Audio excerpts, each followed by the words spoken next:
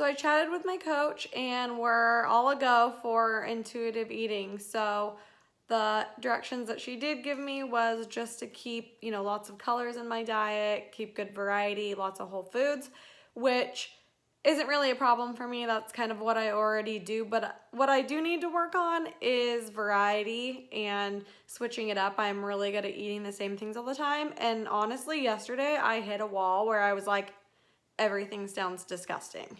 And for me to think that, I really love food and it really doesn't matter how often I eat it or what it is. I usually don't have a problem. But yesterday I was like, everything sounded gross. So I decided today I was gonna go to the grocery store and just change it up. So I'm gonna show you my grocery haul because I got some new things that I don't normally buy and I'm gonna do some new recipes. I'll macrofy those for you guys. Although I'm not counting macros, I'll still make sure to do that for those of you who are. So for meat, I got some chicken sausages. Those are always really nice just to have on hand. And then I got a bunch of chicken breast. I'm gonna be doing enchiladas. So I'm gonna put those in the Instant Pot. All the cheese for enchiladas. Actually, my boyfriend just likes to eat sandwiches with cheese on it, so I got those for him. Feta for life on everything. I got this sauerkraut, probiotics. So really good for gut health, and this looked delicious. So that you could pretty much throw on anything, I'm pretty sure. Yum. I like fresh basil and everything. I don't even know I'm putting that in yet, but I'll figure it out. Green beans, corn, mainly for my boyfriend. Zucchini. I'm gonna spiralize some of this and then I'm gonna mix it with these stir fry noodles. I got some sweet and sour. I know it's not that good for you, but I'm not really a saucy person, so I only need a little tiny bit. I got bok choy, which I'm gonna, I think, saute up with cabbage and kind of just make like an Asian-y dish, probably with some carrots and chicken. I'll show you the recipe for that. I got pecans, and what else did I get? I got gorgonzola in the fridge, so I'm gonna use the pecans to make like, a salad with this. I thought that would be really good. Oh yeah, and I was gonna do pears. Pecans, pears on a salad with that dressing, chicken, some other stuff. These for enchiladas. Rice cakes are always good for snacks. If you haven't tried this Sloppy Joe sauce yet, you're missing out. Do it immediately. Peanut butter. I don't eat peanut butter super often, but I just needed to change up, so I got that. That was like one ingredient. Can't go wrong. Love these Siggy's yogurts for a snack, or I like an after dinner treat, so I've been doing that. And olives for enchiladas, enchilada sauce for enchiladas. Of course, egg whites, cream for my coffee. So I think that's about it. Love sprouts, put them on everything lately. I'm gonna put lemon in my water because we need to change that up. And that's my haul. I just got done working out. It's Wednesday afternoon and I worked out a little later today because we did our second seminar at the company that we're working with. So that was super fun yet again. And it is raining here in Washington. If you can't tell, I'm really sad about it. I love fall, but I don't love gray, and Washington just gets so gray. So I'm praying for a sunny, crispy fall. Anyways, I actually have been struggling a little bit this week with kind of a sensitive stomach, and I'm not really sure why, because although I've been doing intuitive eating, I still have been eating a lot of the same things, which led me to think that maybe that's the problem. So hence my grocery store trip to change things up. But I woke up this morning feeling really good and I ate breakfast, and then I immediately got a really upset stomach. And so I think the culprit sadly might be eggs or egg whites. So, I mean, that's a very common food sensitivity and I eat them a lot. And so my body might just be giving me signs to change it up. So this is the third day that I just haven't felt 100%. And so I think I'm going to eliminate eggs for the rest of this week, you know, going into the next week, and just see how it goes. Sad, but it's probably time for a change anyways. I actually went into the gym at noon for the noon class, and I was poo-pooing it because I just had really low energy. I've been sore, and I just kind of like, I think again, like the weather kind of gets me, and I was just kind of like in a foggy head, sleepy days. But actually my workout ended up going really well. I felt really good. I was sore going into it, but I ended up having a really awesome workout. So just goes to show that sometimes you gotta push through it, and it ends up being a really good session. So I'm just wrapping up week 2 of intuitive eating, and it's been going really well.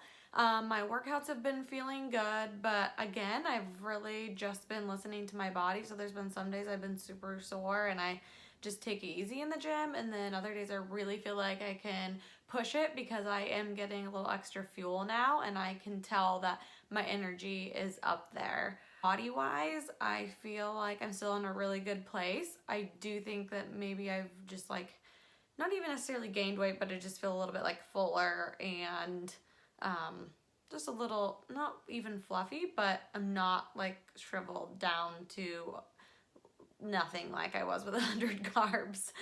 And so I'm just feeling healthy and good there. I've really been sticking to a lot of the things that I normally eat at the normal times that I eat.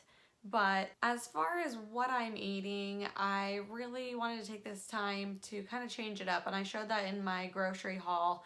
I just wanted to start interchanging some different foods. Now, this doesn't mean that I'm flipping everything upside down overnight, but a good way if you are getting tired of the foods you're eating is just interchange like 1 or 2 things here and there. So if you always are eating like ground turkey, maybe change it up into ground beef, or fish instead of steaks, or whatever it may be. So I started by doing just like little changes throughout the week.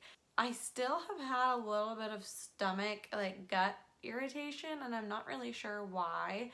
It really has been something that I've always kind of dealt with on and off.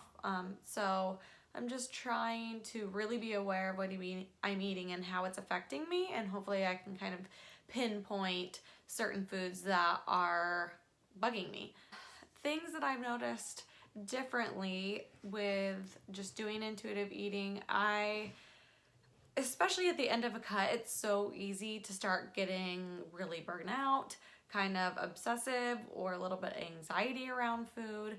And that was another reason why I could just tell I was ready for a break, because I was reaching that burnout.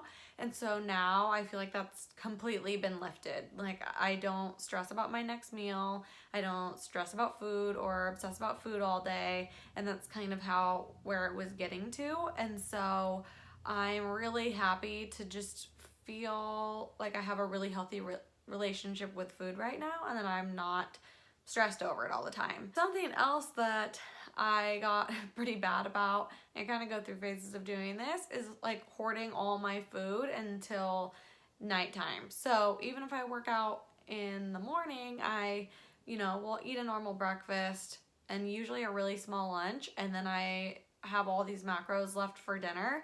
And really, if I'm working out in the morning, that post-workout meal should be my most substantial meal. And I kind of got bad about hoarding all my food till late at night. And so now with intuitive eating, I'm really trying to listen to my body and be like, okay, after I work out, like, I can tell I need to load up on carbs because that's what my body needs. And so I've been way better about that this past week. And oh, imagine that. I feel so much better. I feel like my energy is up, and then I don't have that crash midday after I've worked out, and then I'm just feeling more satisfied as well. So then come dinner, I'm not stuffing myself with remaining macros and then going to bed with this massively full stomach. So just the balance throughout my day and just listening to my body and what it needs in that moment has been really awesome to see how my body responds when I just do what it wants. Another thing is, it's just been really nice to take a little hiatus from my fitness pal. So, when you're tracking macros, you even if you're on it only a couple times a day, it just becomes monotonous.